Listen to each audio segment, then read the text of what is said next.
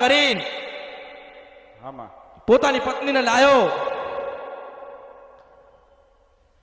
4 વર્ષથી ભયંકર દુઃખ પત્નીના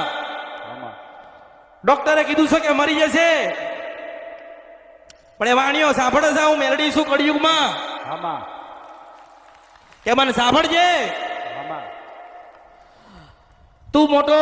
સાહેબ બની ગયો અધિકારી બની ગયો પણ તે એક મેલડીને ખોવી દીધી એટલે બેટા દુઃખ આવ્યું છે એટલે બેટા મને સાંભળે છે એક નાની 9 વર્ષની કે 8 વર્ષની એક દીકરીને લઈને બેઠ્યો છે પણ માસ્તર